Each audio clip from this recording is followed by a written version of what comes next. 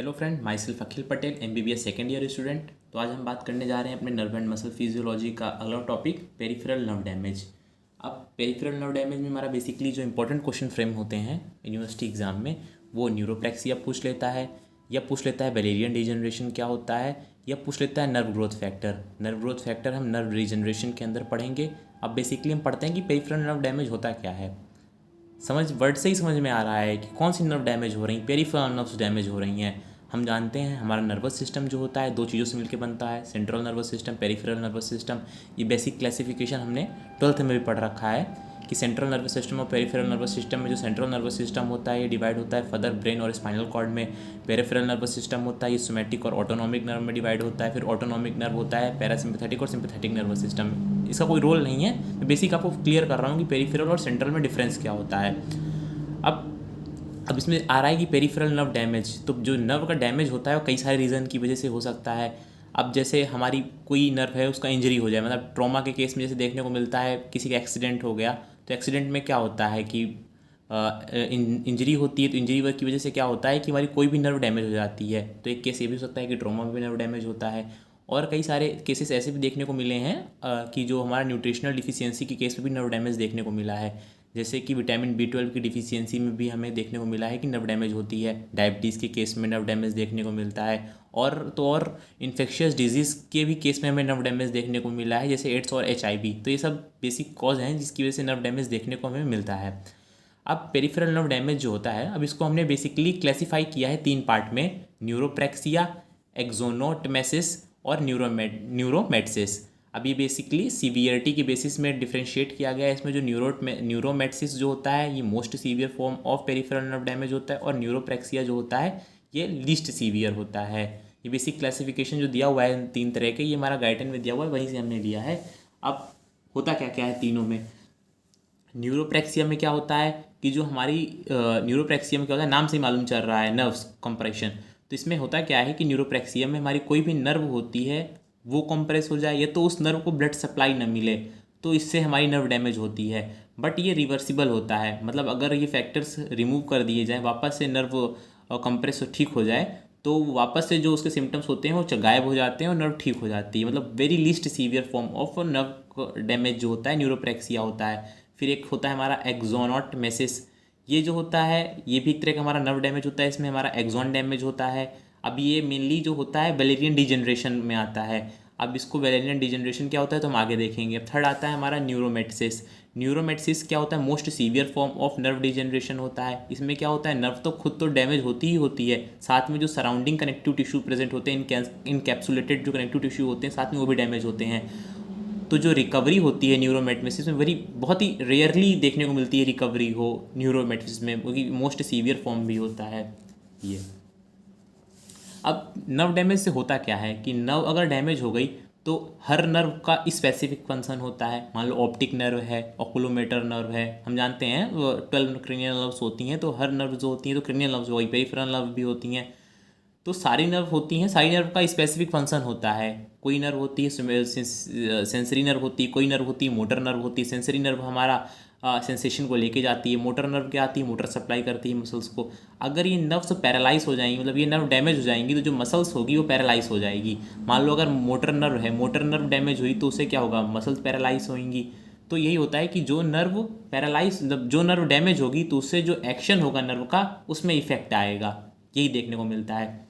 अब हमारा next topic आता है वेलेरियन डिजनरेशन। ये इंपॉर्टेंट टॉपिक है। वेलेरियन डिजनरेशन क्या होता है, इसमें हमारा जो एक्सॉन होता है, जहाँ पे नर्व डैमेज होती है उसके आगे का जो सेगमेंट होता है वहाँ पे नर्व डैमेज हो जाती है। तो होता क्या है, degenerative change that occur in distal part axon. Mainly Wallerian degeneration क्या होता है, एक तरीके से नर्व डिजनरेशन ही है, बट ये हमारा क्या होता है कि distal part of the axon में हमारा जो नर्व डिजनरेशन होता है उसी को हम बोल देते हैं वेलेरियन डिजनरेशन।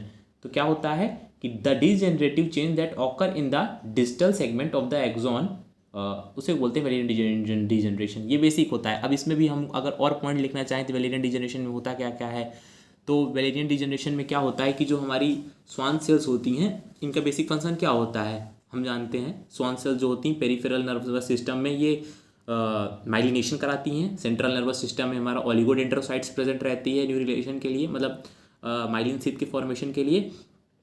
बट क्या होता है वैलेरियन डिजनरेशन में जो हमारी स्वान सेल्स होती हैं ये माइलिनेशन ना करा करके अनमाइलिनेशन कराने लग जाती हैं।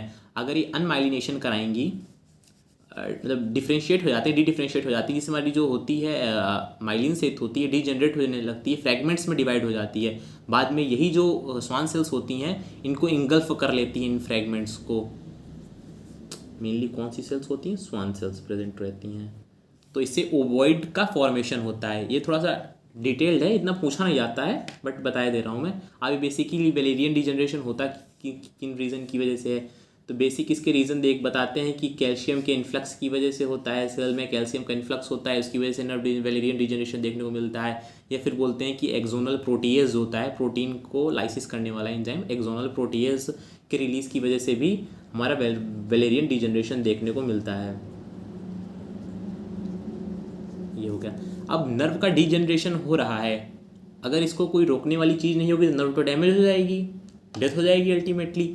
तो हमारी बॉडी में एक और मैकेनिज्म प्रेजेंट रहता है जिसको हम बोलते हैं नर्व रीजनरेशन। मतलब अगर डिजनरेशन है तो रीजनरेशन भी होगा। रीजनरेशन में क्या होता है कि मान लो अब हम नर्व को रीजनरेशन पढ़ते हैं, तो रीजनरेशन में क्या होता है हमारी बॉडी में कई सारे फैक्टर्स रहते हैं जिससे नर्व रीजनरेशन कराते हैं। मान लीजिए वैलेरियन डिजनरेशन में हमारी डिस्टल पार्ट ऑफ एक्सॉन में डैमेज हुआ, नर्व डैमेज हुई, फ्रैगमेंट्स में डिवाइड हो गई, तो वहीं से क्या होता है कि जो एक कॉम्प्लेक्स का फॉर्मेशन होता है जो इन्फॉर्मेशन लेकर के साइटन के पास जाता है। साइटन सोमा में हमारा रेट्रोग्रेड डायरेक्शन में लेकर के जाता है, वहाँ पे इन्फॉर्मेशन कन्वे करता है और वहाँ से हमारा जेनेटिक लेवल में जीन का फॉर्मेशन होता है और हमारा जो नर्व होता है उसका रीजनरेशन चालू हो जाता है। एक तो बेसिकली ये है, इतना पूछेगा नहीं पर फिर भी बताया जा रहा है। जेनेटिक मेथड हो जाता है, दूसरा हो जाता है हमारा nerve growth factor. Nerve growth factor basically हमें नर्व ग्रोथ फैक्टर ही पढ़ना है कि नर्व ग्रोथ फैक्टर होता क्या है। नर्व ग्रोथ फैक्टर हमारा क्या होता है, ये न्यूरोट्रोपिन फैमिली का एक मेंबर होता है जो कि ब्रेन डेराइव्ड न्यूरोट्रोपिन फैक्टर इंक्लूड करता है। न्यूरोट्रोपिन इंक्लूड करता है। अब ये नर्व ग्रोथ फैक्टर होते क्या है? नर्व ग्रोथ फैक्टर कुछ नहीं होता है, न्यूरोट्रोपिन फैमिली के मेंबर होते हैं। और ये क्या होता है, ये जो होते हैं हमारा नर्व रीजनरेशन में मेनली रिस्पॉन्सिबल होते हैं। तो इनका केवल क्या नर्व का रीजनरेशन में केवल इनका रोल रहता है? तो ऐसा नहीं होता है, इनका बेसिकली दोनों में रोल रहता है। हमारा नर्व रीजनरेशन में भी इनका रोल रहता है और साथ में इनका हमारा इम्यून सिस्टम में भी इनका रोल रहता है।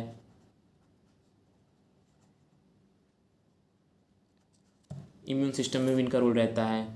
तो होता कैसे है नर्व में? तो हम जानते हैं कि हमारा नर्व का रीजनरेशन कराता है। नर्व में रीजनरेशन कैसे कराता है हमारा नर्व ग्रोथ फैक्टर? तो नर्व में जो रीजनरेशन हमारा होता है बेसिकली क्या होता है कि जो हमारी श्वान सेल्स थी ये पहले जो फ्रेगमेंट्स में डिवाइड कर रही थी इनको रोकता है ताकि फ्रेगमेंट्स में ना डिवाइड हो। तो जो हमारा नर्व ग्रोथ फैक्टर होता है ये ऐसे हेल्प करता है नर्व में। अब इम्यून सिस्टम में क्या करता है, इम्यून सिस्टम में ये कैटाकोलामिन्स को रिलीज़ कराता है। तो बेसिकली मेरा नर्व ग्रोथ फैक्टर जो होता है ये दोनों को आपस में मिला करके होम्योस्टेसिस को बॉडी का मेंटेन करके रखता है।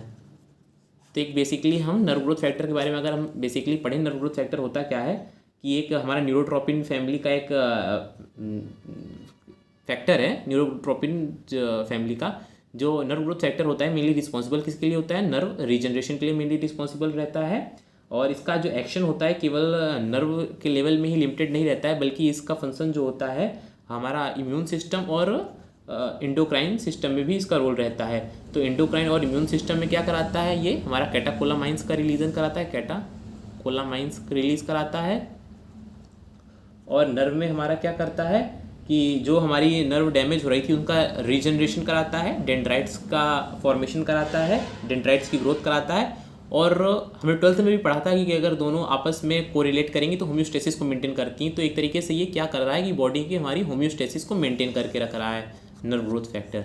अब ये पढ़ लिया। अब हमारा नेक्स्ट टॉपिक क्या है, स्ट्रेंथ ड्यूरेशन कर्व है। हम देखेंगे कि वैलेरियन डिजनरेशन में हमारा स्ट्रेंथ ड्यूरेशन कर्व कैसे चेंज होता है, क्या होता है स्ट्रेंथ ड्यूरेशन कर्व। तो उसको वीडियो जरूर देखें। Thank you. और चैनल को प्लीज़ सब्सक्राइब करना ना भूलें, बिल्कुल सब्सक्राइब करें।